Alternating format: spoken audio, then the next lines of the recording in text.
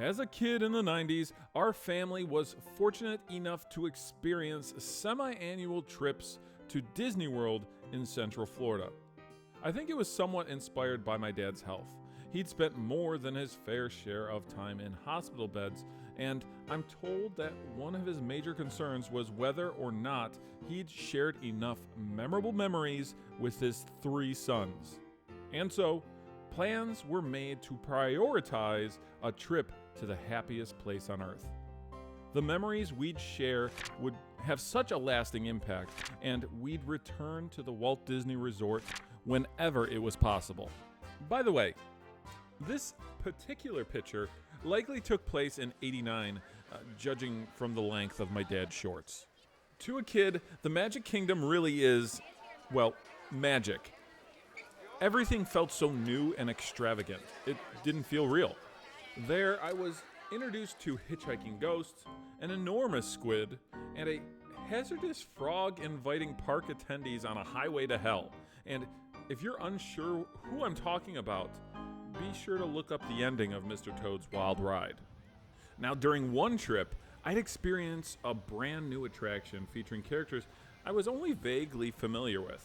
I'd seen clips on the Disney Channel. I was familiar with the songs as well, but for a child, these characters became synonymous with one of the most satisfactory rides at the Walt Disney World Resort. Of course, I'm talking about Brer Fox, Brer Bear, and the charismatic trickster Brer Rabbit. My curiosity would quickly take hold, and I tried to learn as much as possible about these characters. Of course, finding a copy of Disney's film Song of the South is challenging, since Disney's adaptation is extremely problematic and wouldn't even see an American VHS release.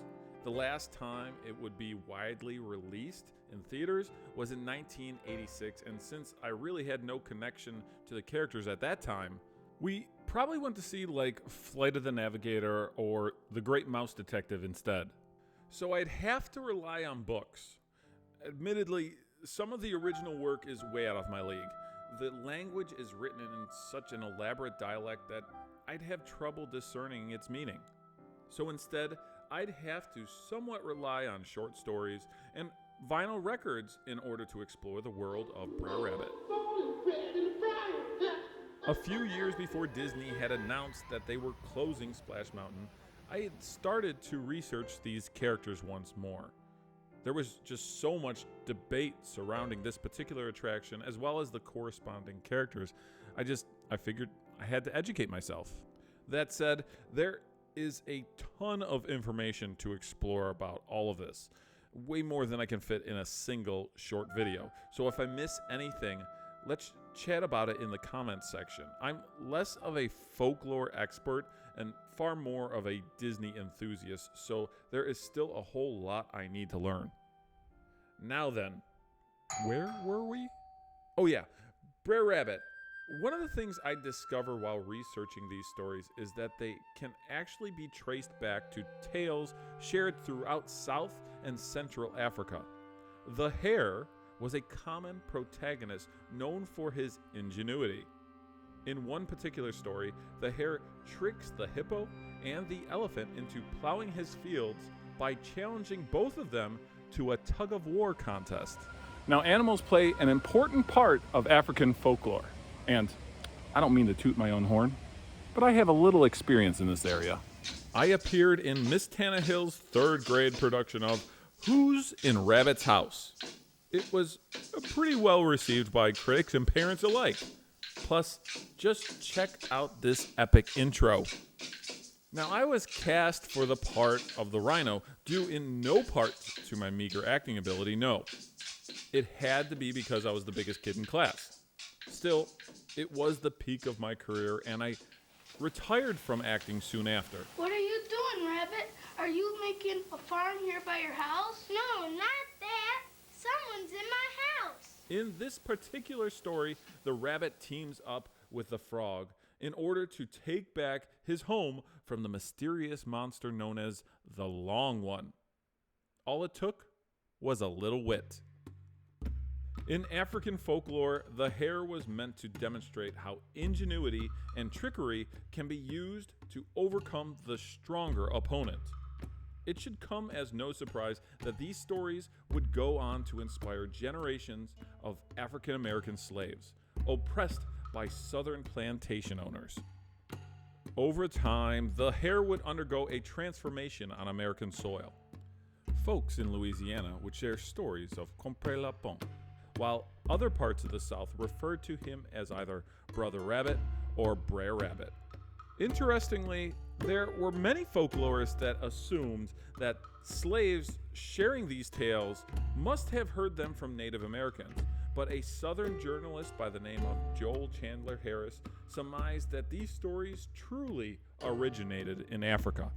Harris is also the man responsible for collecting these tales and having them published during the late 1800s. What he did was not unlike Aesop or the Brothers Grimm. He spent much of his time on Southern plantations listening to these stories and seemed inspired to share them.